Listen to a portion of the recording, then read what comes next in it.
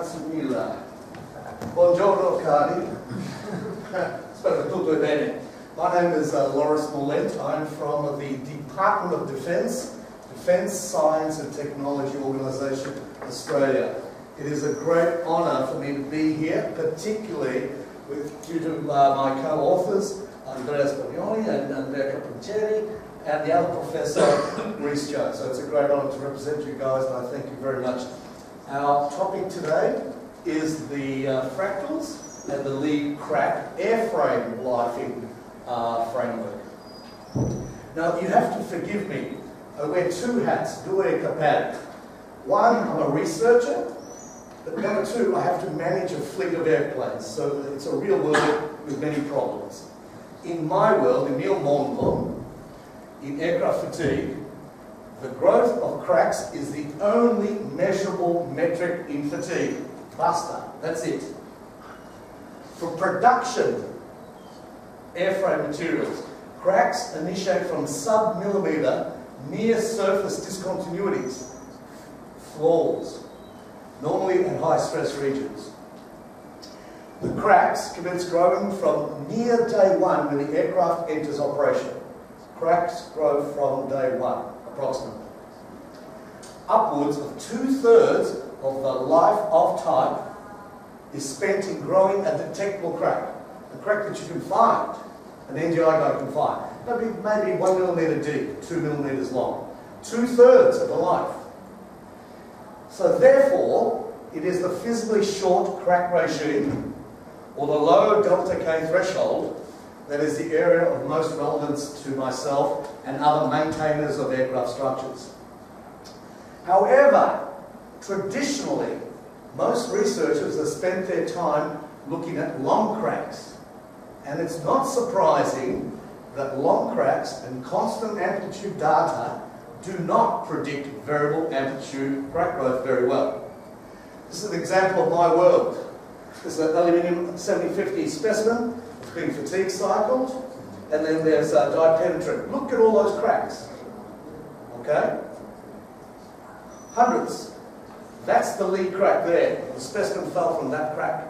And that is the crack that I'm interested in. Everything else is in the back seat, called sangria, while the lead crack is heading for the ground. You understand? Lead cracks. Fractals. Fractals is all about self-similitude. Self-similitude. Multi-scale. Here's some examples of fractals. What else do we associate with self-similar behaviour here in fracture fatigue? Fatigue cracks, of course. We all use the concept of self-similarity, self-similitude.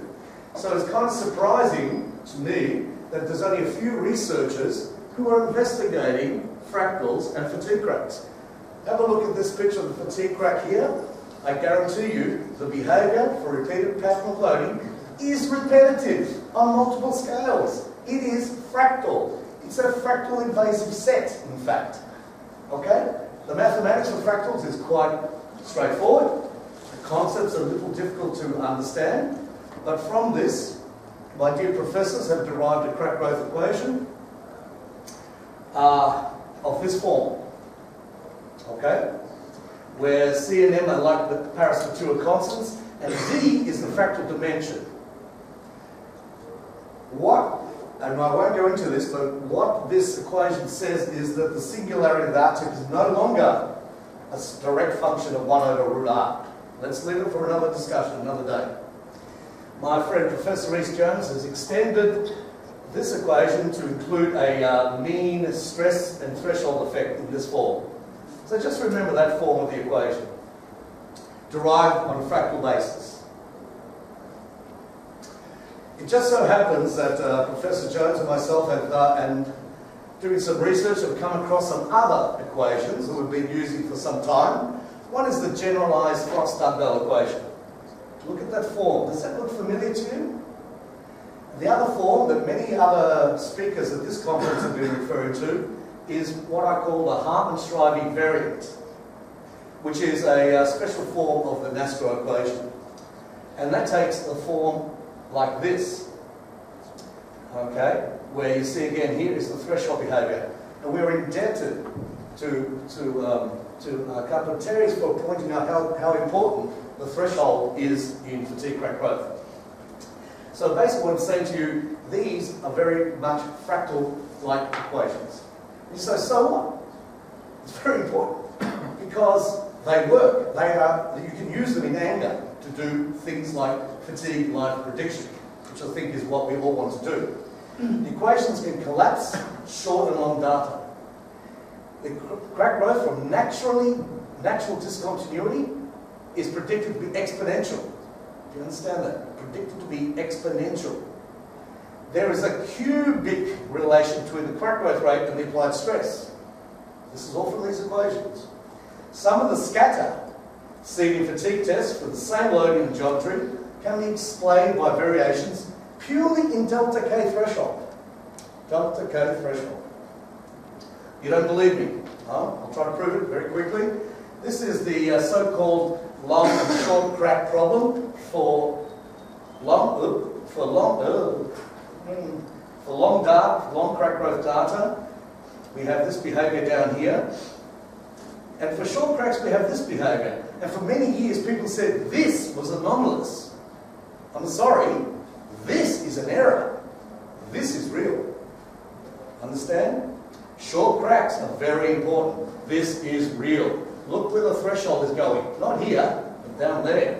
And this is, by the way, this is for 70/50, but you'll see the same behaviour in the paper for other materials. And you see this data?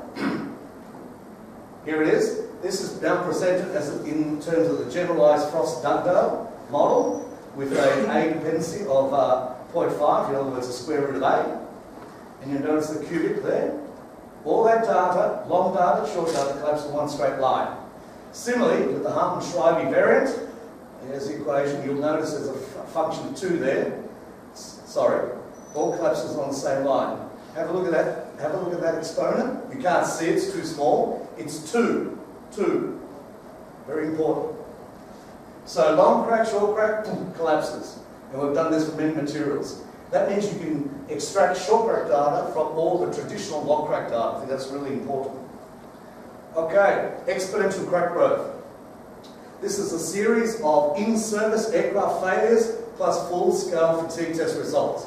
New result for P3, Mirage, A7, F16, F4, F18, dynamic, maneuver only, maneuver plus dynamics, all of them. Okay? Log, linear, exponential. Starting from some initial discontinuity. They grow exponentially to failure. Approximately exponential. Approximately with exponent of 2. Okay? Look how fast in-service cracks grow. These led to people dying, not death. Because the cracks grow so fast in service. Okay? Look at that. Look at that. Look at the rate. These others are not so critical. Okay, let me now do a fatigue prediction for you. Sorry, it might take some time. Here's an example of a F-18 centre fuselage structure. Local details are very, very complex. Change in thickness, change in geometry, change in stress levels. The story is that we had a full-scale fatigue test and we stopped the test at 17,326 hours without catastrophic failure. There was no bang. Okay. However, here, look at this, a series of cracks were detected. The biggest one measured 9 millimeters deep. So let me do a crack prediction for you. At 17,326 hours, a 9 millimeter crack was found. A typical initiating discontinuity for aluminium alloy 7050 is approximately 10 micron deep. 10 micron deep, that's my crack growth curve. Sorry if it took too long. Okay, and you say, no, that cannot be right. The dots here are from quantitative fractography of that specimen. So the simple exponential rule with a good understanding of the initiating defect size is a very useful tool for first order approximation of the crack growth rate. We in Australia use this all the time in test interpretation. Okay. Here's an example of the cubic variation in fatigue crack growth. This is data from the USAF damage tolerance handbook. There are two sets of data here. Each of these dots, of course, represents one block of loading, F4 blocks of loading. One is at 248 megapascals, that one, and the other one is at 207 megapascals. This is the cubic relationship that comes out of the generalized Frost and Dugdale law. So if I take stress number 1, I'm going to predict that from this. So I take that, 207, divided by 208, times that slope is that line there. Okay? That's the cubic law. We use this all the time to life aircraft structures. Of course, you need to know the size initiating defect. Log, linear, exponential. Okay, we're all concerned about fatigue scatter. Oh, fatigue scatter. Ooh. Okay, there was the classical work by Vilka and Hilberry some years ago. They took 61 identical coupons, they put an 18mm crack, carefully controlled, and they cycled it under constant amplitude loading. And they got this type of spread. This is linear, linear. And they got this type of variation. And so this is the classic example of the variation in crack growth rate, not in other things, because the initiating defect was controlled. Okay? Generally, scatter is a strong function of the variation in this. They control this, so that is due to crack growth rate variations alone. If you take the Hartman-Shriver equation and you vary just delta K threshold, just from 0 to 4, you'll see that we bound that entire scatter just by changing delta K threshold. It's that important. Are these lead cracks? No, that one's the lead crack. This one will kill you. Not that one. So this one has a threshold of 0.